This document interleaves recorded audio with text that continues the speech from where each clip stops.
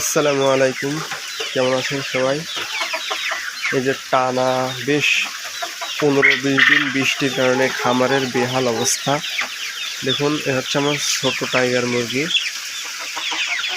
এখন হচ্ছে রাত, বাইরে প্রচণ্ড বৃষ্টি হচ্ছে। দেখুন, এই সাইডে কালো কালো, এগুলো সবই মানে বাইরের পানিতে ভিজে গেছে। এখানে একটা কুড়ো দেওয়া আছে, দেখুন এই বরাবর মানে ধার দিয়ে সমস্ত জায়গায় সব ভিজে গেছে। মানে এত পরিমাণে পানি হচ্ছে কি বলার বাইরে। এখানেও একই অবস্থা, নিচের লিটার সব ভিজে যাচ্ছে নিচ। আর এই ভিজে যাওয়ার কারণ আমি একটু পরে বলছি। এখানে কোয়েল পাখিগুলোরও একই অবস্থা, সব খাঁচায় দিয়েছি, তাও মানে শীতে সব একেবারে বেহাল অবস্থা। দেখুন, আচ্ছা এবার বলি, মূলত হচ্ছে বাইরের যে মাটির যে লেভেল আর আমার ঘরের যে মাটির লেভেল প্রায় হচ্ছে প্রায় সেম। এই কারণে বাইরের ওই পানি আমার ভিতরেও ভিজিয়ে দিচ্ছে, একটা সমস্যা। আর চাল যেহেতু টালের, এখান থেকেও চালে ময়লা বাঁধার কারণে দু এক জায়গায় টিপ করে পানি পড়ছে।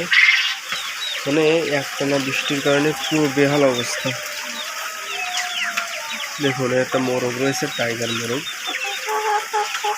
মানে মাটিগুলো সব ভিজে কালো হয়ে গেছে, মানে নরম, শুকনা নেই, সব নরম।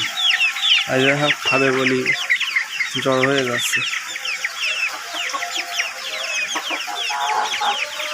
মানে এত খারাপ অবস্থা। একটা জিনিস দেখেন, এই যে এই সাইডে ভালো করে দেখা যাবে, এই দেখুন ছাই দিয়েছি, এই ছাই পর্যন্ত ভিজে নরম হয়ে গেছে। মানে ওই বেড়ার ওই সাইডে আর এখানে মাটি লেভেল একই, এই কারণে বাইরের নরম ভিতরে চলে আসছে। মানে খুবই বিপদের মধ্যে আছি। এই পানি তো আর থামছে না। এই 15-20 দিন ধরে একটানা কোনো রোদের দেখা নেই। দেখুন,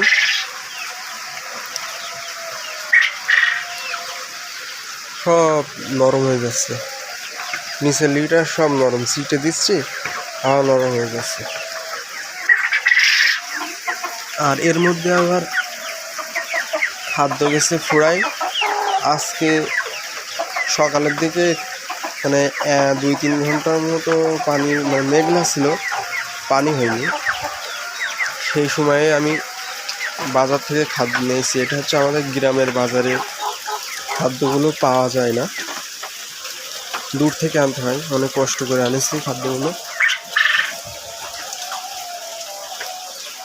2 দিন এদের খাওয়ার খুবই অসুবিধা হয়েছে। এই দেখুন, এই জায়গায় টিপ করে পানি পড়ছে উপর থেকে, মানে টালিতে ময়লা জমে সে টালি থেকে পানি পড়ছে। খুবই বেহাল একটা দশায় আছে। তো এগুলো ভালোভাবে কাটিয়ে উঠতে পারি। সবাই দোয়া করবেন, ভালো থাকবেন। আসসালামু আলাইকুম ওয়া রাহমাতুল্লাহ।